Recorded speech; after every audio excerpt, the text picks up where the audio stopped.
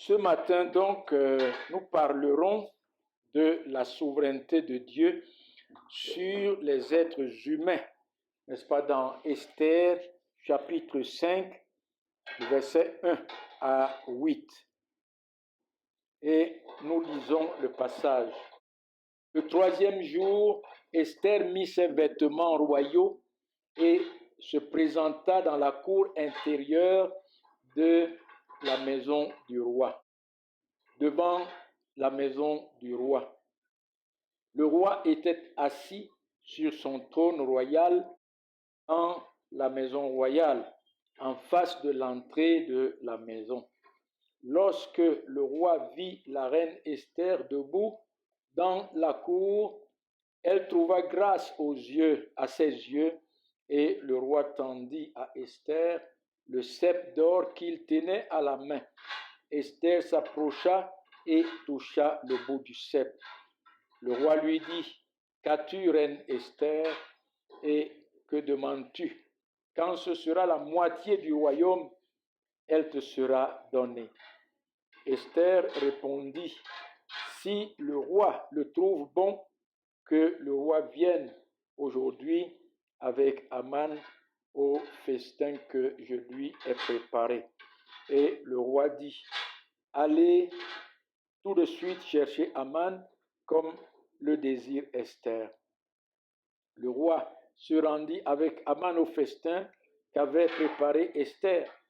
Et pendant qu'on buvait le vin, le roi dit à Esther: « Quelle est ta demande? Elle te sera accordée. Que désires-tu? Quand ce serait la moitié du royaume, tu l'obtiendras. » Esther répondit: « Voici ce que je demande et ce que je désire, si j'ai trouvé grâce aux yeux du roi, et s'il plaît au roi d'accorder ma demande et de satisfaire mon désir, que le roi vienne avec Aman au festin que je leur préparerai, et demain je donnerai réponse au roi selon son ordre. » Voilà la lecture dans laquelle nous allons évoluer. Et nous avons parlé, n'est-ce pas, que ce texte nous enseigne la souveraineté de Dieu sur les êtres humains, sur leurs projets, sur leurs actions, Et lorsque nous parlons de la souveraineté de Dieu, ou bien lorsque nous disons que Dieu est souverain, nous disons qu'il est réellement Dieu. Il est réellement Dieu. Il est le Très-Haut, qui règne dans les cieux et sur la terre. Il est le Dieu Tout-Puissant qui a autorité, domination et pouvoir sur toutes choses. Le Dieu qui accomplit toujours ses desseins et personne ne peut faire obstacle à sa volonté. Le Dieu qui fait ce qu'il veut, quand il veut, où il veut. Il ne reçoit de conseil de personne et il ne consulte personne. Il se suffit à lui-même. Lisons dans Psaume 33, je vais lire. Psaume 33, le verset 8 à 10, qui dit, Psaume 33, verset 8 à 10, voici ce que l'auteur de ce psaume dit. Il dit: « Que toute la terre craigne l'Éternel, que tous les habitants du monde tremblent devant lui.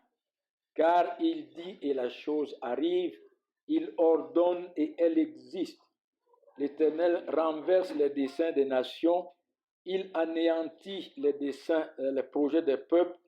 Les desseins de l'Éternel subsistent à toujours, et les projets de son cœur de génération en génération. » Voyez, c'est un Dieu souverain, élevé au-dessus de tout, que tous doivent craindre, que tous doivent adorer, que tous doivent, à qui tous doivent soumission et obéissance. Parce que dans sa souveraineté, il dit et la chose arrive. Il ordonne et la chose existe. Voyez, c'est par cette parole puissante qu'il a créé ce monde. Dans Genèse chapitre 1, nous voyons toujours l'expression Dieu dit, hein, que telle chose soit et la chose fut. Voilà. Il est souverain. Oui. Il est souverain. Et personne ne peut empêcher les desseins de Dieu de s'accomplir. Personne ne résiste à sa volonté. Au contraire, c'est sa volonté qui s'accomplit. Nous lisons aussi dans Job. Job 23 et le verset 13. Job 23, verset 13. Je vais lire. Il dit, mais sa résolution est arrêtée. Qui s'y opposera? Ce que son âme désire, il l'exécute. Parlant de Dieu. Il dit, car la résolution de Dieu est arrêtée. Qui s'y opposera? Ce que son âme désire, il l'exécute. En fait, il termine au verset 3, il dit, il accomplira donc ses desseins à mon égard et il en concevra bien d'autres encore. Donc, personne ne peut empêcher à Dieu d'accomplir sa volonté. Personne. Pourquoi? Parce qu'il est souverain, parce qu'il a domination, autorité et pouvoir sur toutes choses. Dans Proverbe 21 et le verset 30, il est encore écrit là, il n'y a ni sagesse, ni intelligence, ni conseil en face de l'Éternel. Vous voyez, je le disais au départ, il ne consulte personne, hein, et il ne prend conseil, il ne reçoit conseil de personne. Pourquoi? Parce qu'il n'y a ni sagesse, ni intelligence, ni conseil en face de l'Éternel. Et c'est ce que nous pouvons lire dans Romains chapitre 11. Dans Romains chapitre 11 et au verset 33 à 36, il dit « Ô profondeur de la sagesse, de la richesse et de la sagesse et de la science de Dieu, que ses jugements sont insondables et que ses voies incompréhensibles.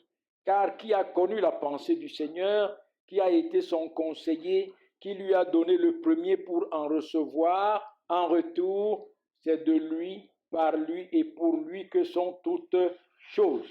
À lui la gloire dans tous les siècles. » Et vous allez encore lire dans Ésaïe 46, versets 9 et 10, et dans Daniel 4 et le verset 3. Voilà donc ce que nous voyons de la souveraineté de notre Dieu. Mais avant de parler de ce Dieu souverain, n'est-ce pas, dans les actions du roi Assuérus, arrêtons-nous au verset 1. Revenons dans Esther. Le verset 1 nous dit que le troisième jour, après avoir fini de jeûner et de prier, Esther mit ses vêtements royaux et se présenta dans la cour intérieure de la maison du roi. Devant la maison du roi, le roi était assis sur son trône royal dans la maison du roi, en face de l'entrée de la maison.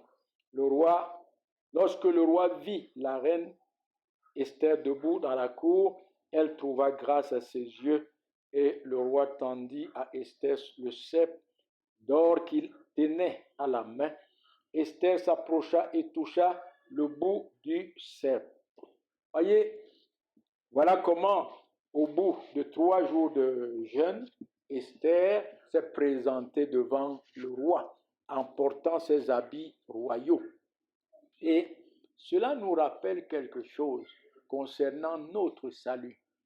Voyez, nous avons un Dieu 3 fois saint, un Dieu qui ne peut accepter ce qui n'est pas aussi saint que lui. C'est le Dieu de notre Seigneur et Sauveur Jésus-Christ, c'est le Dieu de la Bible, celui qui a fait de nous ses enfants, celui dont nous adorons. Voyez, ce que nous voyons ici, à travers ce que le Saint-Esprit nous enseigne ici, à travers cette action de Esther, portant les habits royaux pour monter vers le roi. Le Saint-Esprit nous enseigne, n'est-ce pas, à travers Esther, en tant qu'image d'Église, parce que Esther est une image de l'Église, comment est-ce que l'Église a été lavée par le sang de notre Seigneur et Sauveur Jésus-Christ, comment cette Église a été rendue glorieuse, sans tache, ni ride, ni rien de semblable, comment est-ce que Christ a rendu son Église sainte et irréprochable, l'a revêtue de la robe de justice de Dieu, afin d'assurer à cette Église l'acceptation devant Dieu, afin d'assurer à cette Église de paraître devant Dieu avec assurance, devant ce Dieu saint, devant ce Dieu qui ne peut voir le péché et se taire, devant ce Dieu qui punit, qui consume, dont la sainteté consume tout ce qui n'est pas saint que comme lui.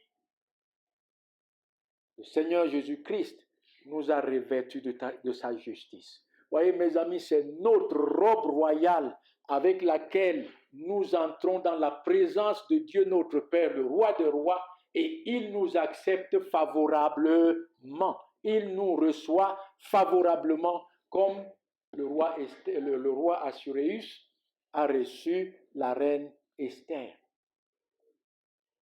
La reine Esther. Nos œuvres, nos efforts, notre piété ne nous donneraient jamais accès en la présence de Dieu. Les jeûnes et les prières des gens ne peuvent jamais les rendre acceptables devant Dieu. Seule la justice de notre Seigneur et Sauveur et grâce soit rendue à notre Seigneur, à notre Dieu par notre Seigneur et Sauveur Jésus-Christ, que Dieu a fait devenir péché pour nous, afin qu'en Christ, nous devenions justice de Dieu. Nous devenions justice de Dieu. C'est à cause de cela que les enfants de Dieu ont un libre accès, une libre entrée dans la présence de Dieu leur Père. Et c'est en cause de cela que Dieu prend plaisir en nous, et c'est à cause de cela que Dieu nous est favorable. Lisons un peu dans Matthieu 22 pour comprendre que nul, n'est-ce pas, ne peut paraître et nul ne peut être accepté devant le roi des rois sans être revêtu, n'est-ce pas, de l'habit royal, la justice de Christ. Ici, on parle des noces de l'agneau dans Matthieu 22. Nous allons lire le verset 10 à 14. Mais le contexte, c'est une parabole. Une parabole qui nous raconte que Dieu avait invité, n'est-ce pas, des hommes à venir au festin de l'agneau. Et le jour du festin, chacun a dit non, moi j'ai ceci à faire, moi j'ai cela à faire, moi j'ai cela à faire, moi j'ai cela à faire, et ces hommes ne sont pas venus. Et en réalité, cela concerne le peuple d'Israël. Ce peuple d'Israël qui attendait le Seigneur Jésus-Christ, et lorsque le Seigneur Jésus-Christ est venu, ce peuple a tourné le dos à Jésus-Christ. Et c'est pour la Bible dit, il est venu vers les siens et les siens ne l'ont point reçu. Et c'est là que le roi va donc dire à ses serviteurs d'aller dans la ville et dans tous les carrefours et de ramasser tout, de prendre tout ce qu'on va trouver. Alors, ces serviteurs sont partis, ils ont amené tout le monde qu'ils ont trouvé. Mais voici au verset 10 ce qui est dit. D'abord, verset 9, verset 8. Il dit, alors il dit à ses serviteurs, les noces sont prêtes, mais les conviés n'étaient pas dignes. Allez donc dans les carrefours et appelez aux noces tous ceux que vous trouverez. Ses serviteurs allèrent dans les chemins, rassemblèrent tous ceux qu'ils trouvèrent méchants et bons, et la salle des noces fut pleine de convives. Le roi entra pour voir ceux qui étaient à table, et il aperçut là un homme qui n'avait pas revêtu un habit de noces. Il lui dit, mon ami, comment es-tu entré sans avoir un habit de noces? Cet homme eut la bouche fermée. Alors le roi dit au serviteur, liez-le les pieds et les mains et jetez-le dans les ténèbres du dehors où il y a des pleurs et des grincements des dents. Oui. Car il y a beaucoup qui sont appelés, mais peu sont élus. Peu sont élus. Voyez, mes amis, nous prêchons l'évangile à tout le monde, aux bons et aux méchants. Nous prêchons l'évangile à tout le monde, s'il y a bons et méchants. Mais seuls ceux que Dieu a élus depuis avant la fondation du monde reçoivent cet évangile, viennent à la repentance et à la foi en Jésus-Christ, revêtus de la justice de Christ. Ils peuvent maintenant être acceptables devant Dieu. Ils peuvent maintenant paraître devant Dieu, revêtus de la justice de Christ, comme des enfants bien-aimés de Dieu et les enfants d'adoption de Dieu. Sauvés, lavés, purifiés, justifiés par le sang de Christ. Oh, qu'est-ce que nous aurions fait pour paraître devant ce Dieu? Hein? Qu'est-ce que nous aurions fait pour avoir aujourd'hui l'espérance de la gloire, l'héritage, l'espérance de l'héritage de la gloire éternelle? Lisons-le dans Ésaïe 61, avant d'aller plus loin. Dans Ésaïe 61, il est dit ceci. Ésaïe 61, verset 10, il dit, je me réjouirai en l'Éternel. Mon âme sera ravie d'allégresse en mon Dieu, car il m'a revêtu des vêtements du salut. Il m'a couvert du manteau de la délivrance, comme le fiancé s'orne d'un diadème, comme la fiancée se pare de ses joyaux. Voilà. Voilà ce que le Seigneur a fait de nous, dans sa grâce, en son Fils Jésus-Christ.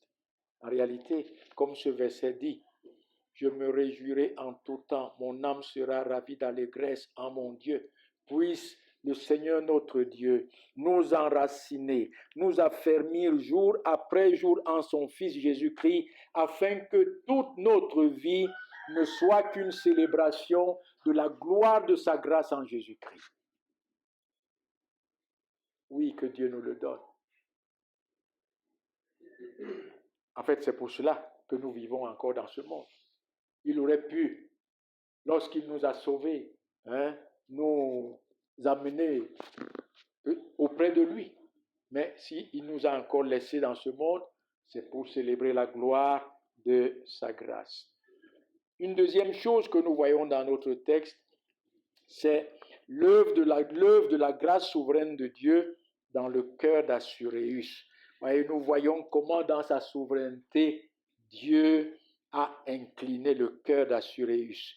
Verset 2. Esther 5, revenons à Esther 5 et le verset 2.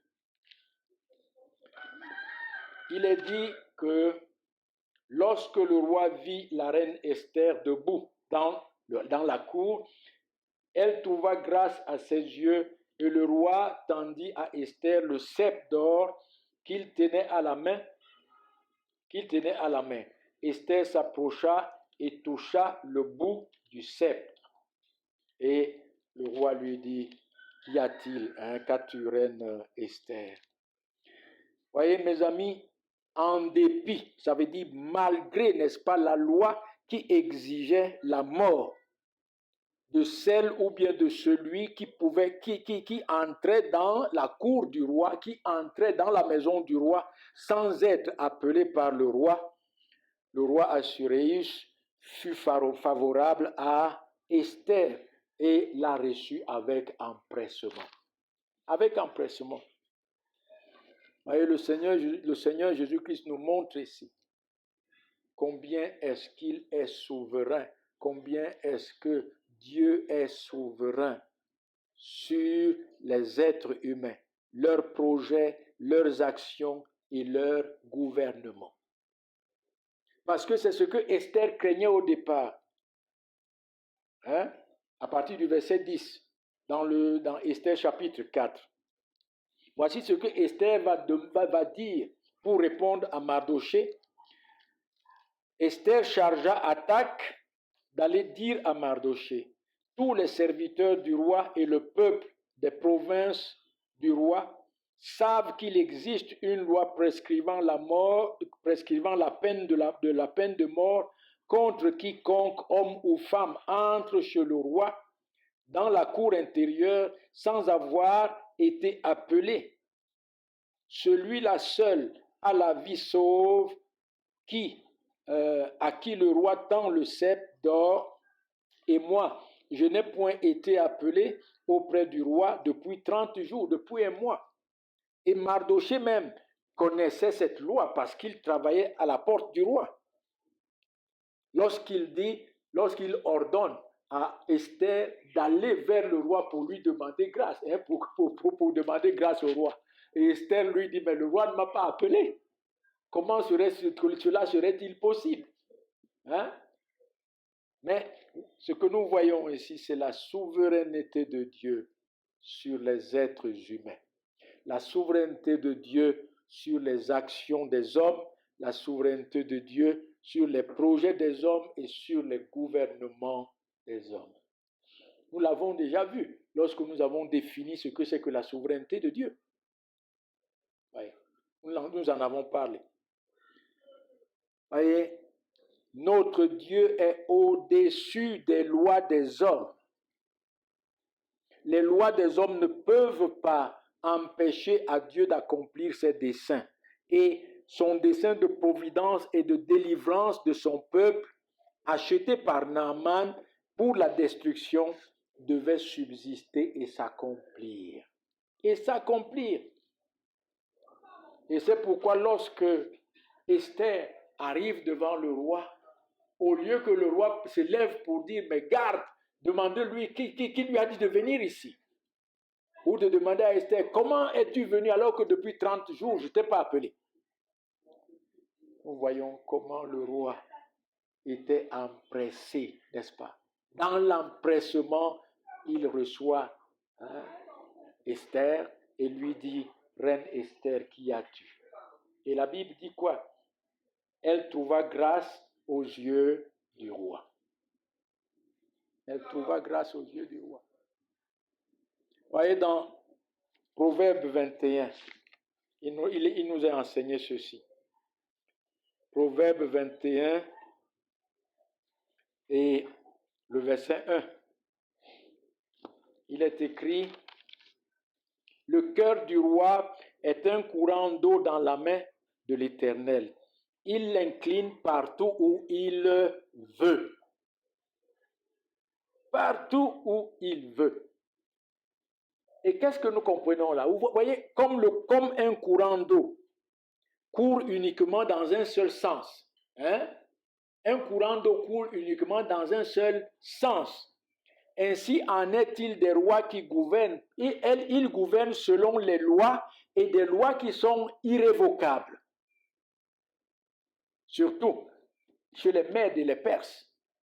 Chez le roi Assuérus, dans le royaume des Mèdes et des Perses, le royaume perse ici, avec le roi Assuérus, c'est un royaume qui prescrivait des lois irrévocables, des lois qui étaient intouchables, des lois qu'on devait simplement mettre à exécution sans discuter quoi que ce soit là-dessus.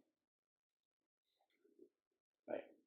Mais notre Dieu seul, écoutez-le bien, notre Dieu seul a le pouvoir d'ordonner aux rois d'agir contrairement à leurs lois pour accomplir ses desseins et pour sa gloire. Et pour sa gloire. C'est lui seul qui a ce droit. C'est lui seul qui a ce pouvoir d'ordonner aux rois d'agir contrairement, selon leurs lois, contrairement, selon leurs lois, pour les utiliser à accomplir ses desseins et pour sa gloire. Et c'est pourquoi il dit, le cœur du roi est un courant d'eau dans le cœur de l'Éternel. Il l'incline où il veut, pour accomplir sa gloire, pour accomplir ses desseins et pour sa gloire. Et c'est un grand encouragement pour vous et moi, mes amis. C'est une grande consolation, n'est-ce pas, de savoir que notre Dieu domine sur les cœurs des hommes, les cœurs les plus rebelles, les cœurs les plus endurcis et incrédules, et que ces cœurs rebelles, endurcis, incrédules sont totalement soumis à son contrôle pour accomplir ses desseins. Pour accomplir ses desseins. C'est vraiment un encouragement pour nous. Donc, nous devons être armés de zèle, sachant que pour sa gloire, Dieu ouvrira les portes. Dieu ouvrira les portes. Nous sommes appelés à aller, à annoncer l'évangile. Et il n'y a rien qui soit aussi fermé que les cœurs des hommes. Mais nous devons savoir que le Seigneur ouvrira les cœurs pour que l'évangile soit reçu et que les cœurs soient et que les âmes soient sauvées. Et en réalité, c'est ce qu'il a fait de nous-mêmes qui sommes là ce matin. De nous-mêmes qui sommes là ce matin. Voyez, nous sommes nés, morts dans notre péché, haïssant Dieu, méprisant son Fils Jésus-Christ, le rejetant. Nos actions, nos pensées et notre volonté couraient dans un seul sens, dans le sens de notre nature pécheresse. Comme il est dit dans Genèse chapitre 6.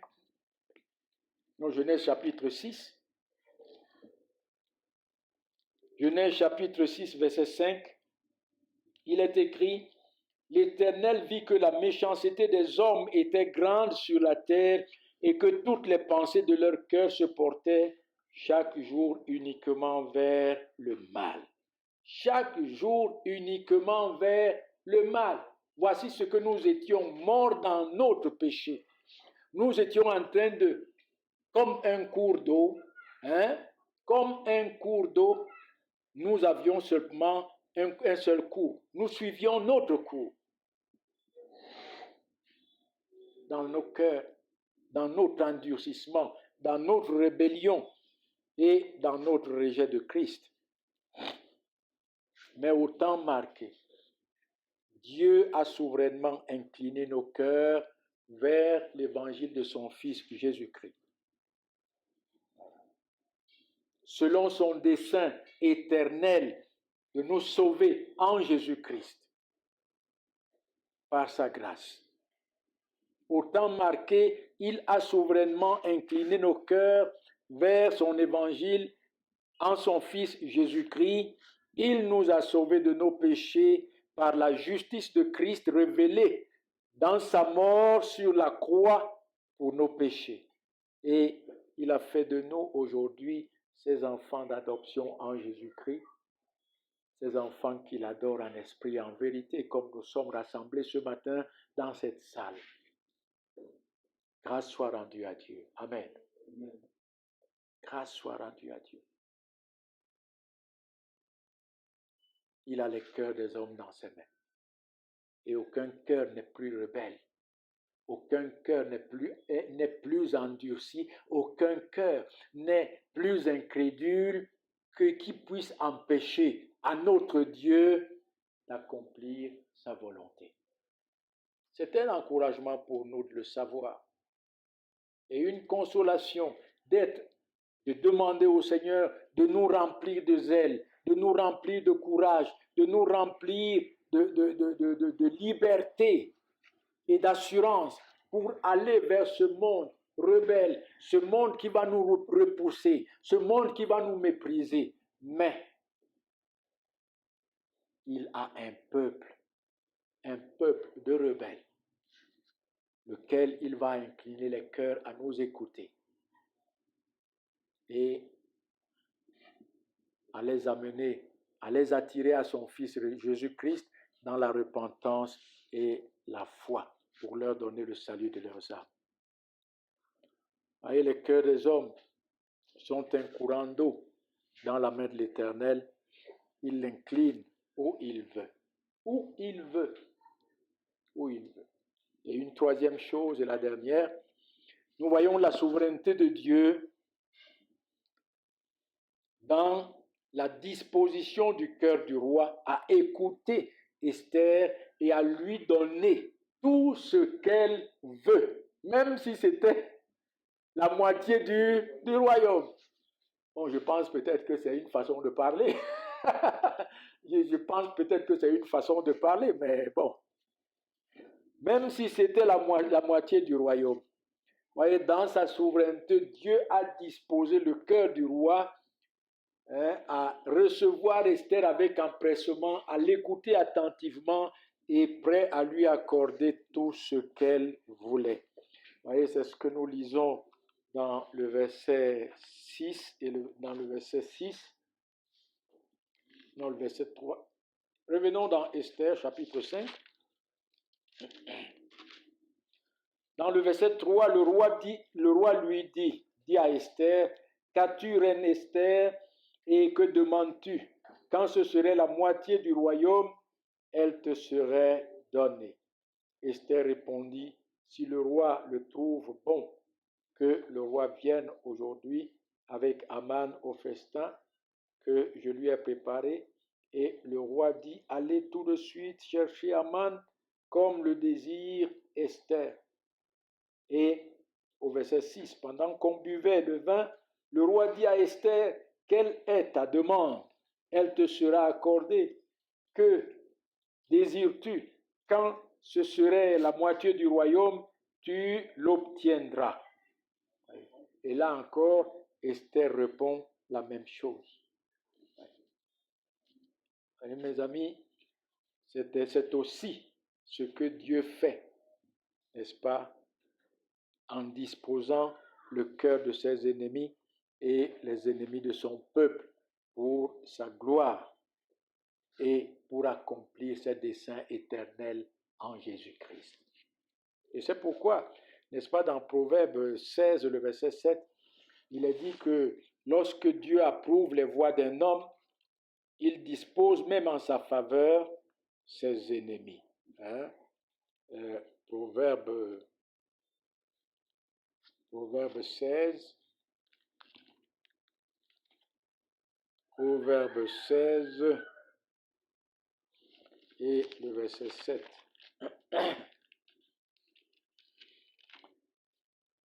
Il dit, quand l'Éternel approuve les voies d'un homme, il dispose favorablement à son égard même ses ennemis. Même ses ennemis. Et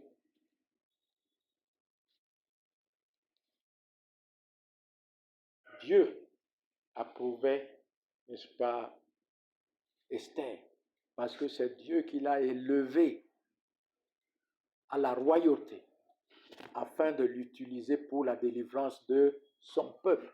Donc Esther était là, selon le cœur de Dieu. Selon le cœur de Dieu. Et il a rendu favorable dans tout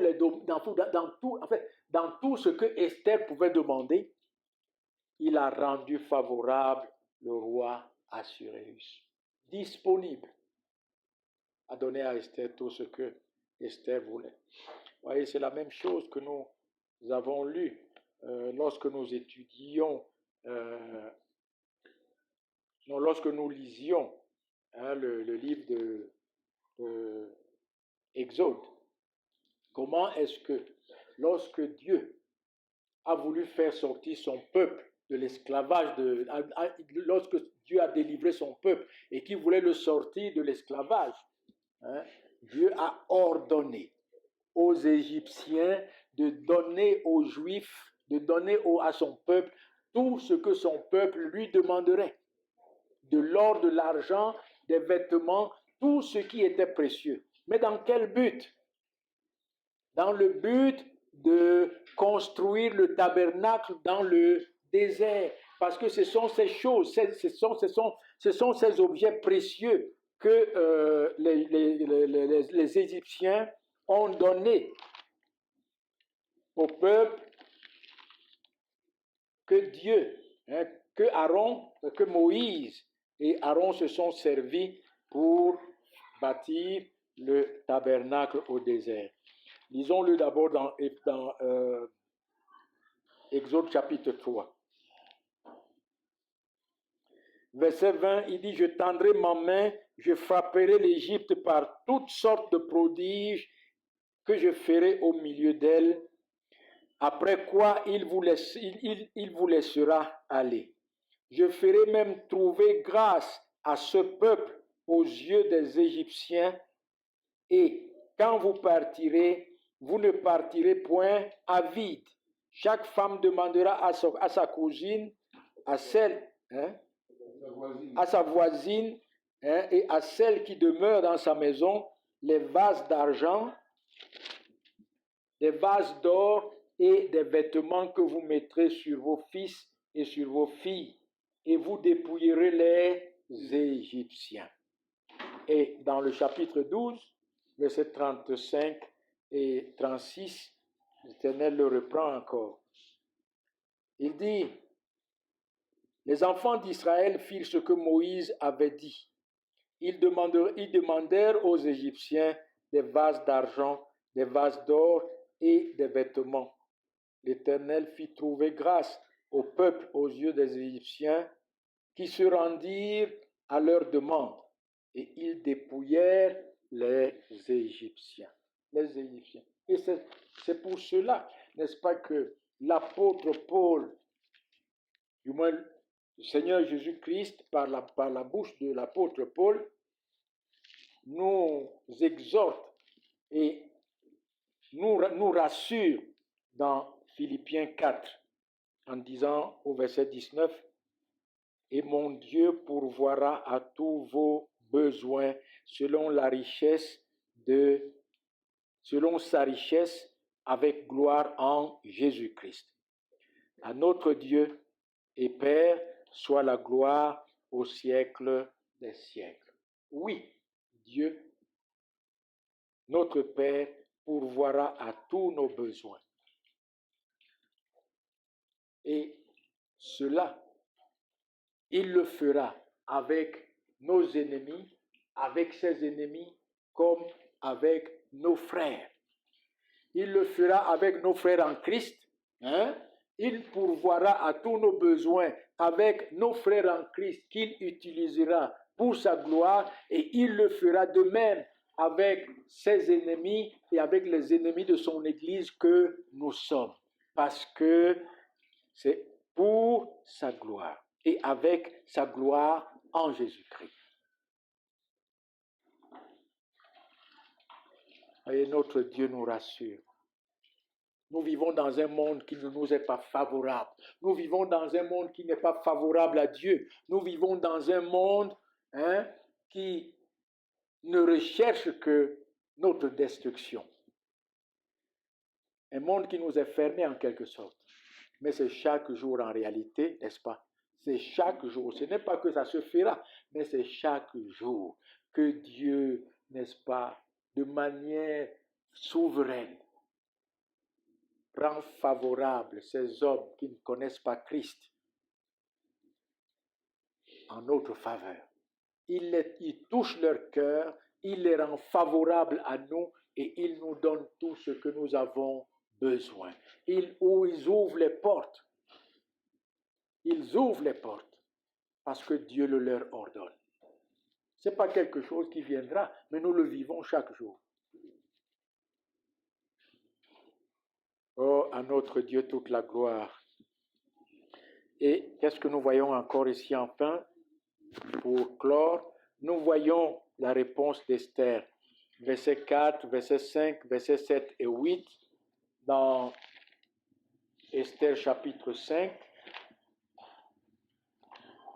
La réponse de Esther, c'est la même. Il dit au verset 4, Esther répondit, si le roi le trouve bon, que le roi vienne aujourd'hui avec Aman au festin que je lui ai préparé. Et au verset 7, Esther répondit, voici ce que je demande et ce que je désire, si j'ai trouvé grâce aux yeux du roi, et s'il plaît au roi d'accorder ma demande et de satisfaire mon désir, que le roi vienne avec Aman au festin que je leur préparerai. Et demain, je donnerai réponse au roi selon son ordre. Au fait, qu'est-ce que Esther veut ici?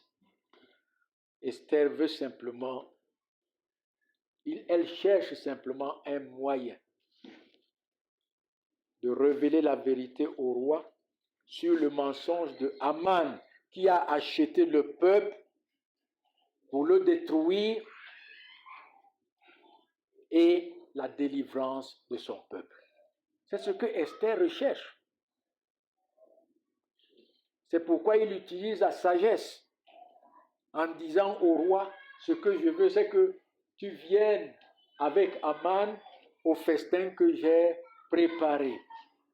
Et ils sont partis. Et il dit, elle répète encore la même chose en lui disant, je voudrais encore, si cela semble bon au roi, que demain encore, le roi vienne au festin que je lui prépare, lui et Aman. Ça, c'est la sagesse d'en haut. Hein. C'est la sagesse d'en haut. Et qu'est-ce qu'elle voulait par là? Révéler la vérité au roi. Que le roi connaisse la vérité sur le mensonge de Aman. Au compte, Aman a menti sur le nom du roi. Il a utilisé le nom du roi pour mentir. Il a acheté le peuple d'Israël, le peuple d'Israël, afin de le détruire. Et pour Esther, il fallait donc un cadre pour parler de ces choses, afin que le roi connaisse la vérité et que le roi délivre le peuple que Aman avait acheté pour le détruire. Et qu'y a-t-il, n'est-ce pas, de plus important pour nous, enfants de Dieu, élus de Dieu? Qu'y a-t-il de plus important pour nous dans ce monde si ce n'est la gloire de Christ et le salut de son peuple? Vraiment, qu'y a-t-il? Voyez, Esther, ce n'est pas le bien, ce n'est pas le royaume.